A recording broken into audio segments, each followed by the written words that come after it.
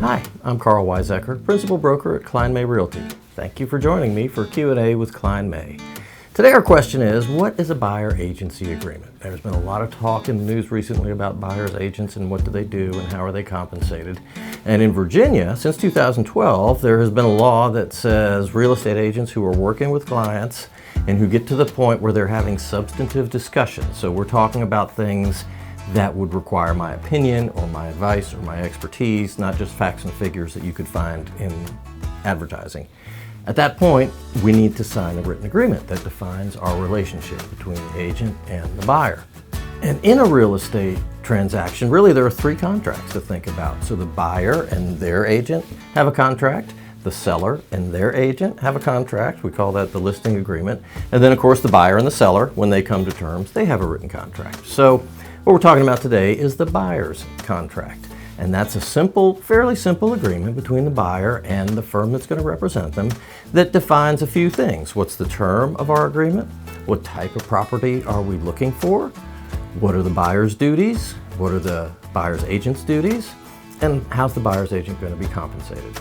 And so when you sit down and talk with your agent about those things, you both walk away with a good understanding of what your relationship is going to look like, and you have good, reasonable expectations of each other.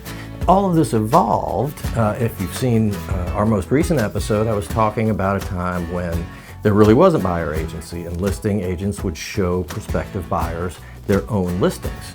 And so in that kind of situation, for example, if I'm the agent and you come to me to see some houses and I show you my own listings and only my own listings, I'm looking out for the best interest of the seller. Even though we may spend the day driving around and develop some rapport and we're talking about our families, my job is to get the best deal for the seller. And a lot of buyers didn't understand that and were very upset to find out later on down the road that that agent that they thought was working for them was actually working against them, meaning anytime they mentioned to that agent, oh, this is the perfect house for us, we'd pay anything for it, it was that agent's duty to relay that information to their seller. So that's why buyer agency developed. When we sign this buyer agency agreement, now we're committing in writing to each other that you, the buyer, are going to work with me and only with me, and I'm going to be looking out for your best interests, not my own, and certainly not the seller's. So if you're looking for a house and you're working with an agent and you have gotten to the point where you're having some good discussions, you need to sign that written contract and be sure you're both aware of what your relationship is going to look like. Our coffee today is from a company I haven't tried before. It's called Fire Department Coffee.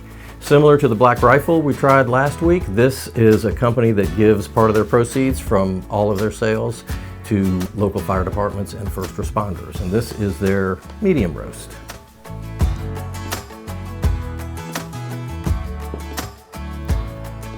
That's pretty good. It tastes more like a light roast to me. It's a very, very light kind of taste, but really good. Would be a good breakfast cup of coffee. If you've got a coffee that's your favorite and you'd like me to try here, or you've got a real estate question for me, please send that to questions@kleinmay.com. Thanks again for watching. We'll see you next time.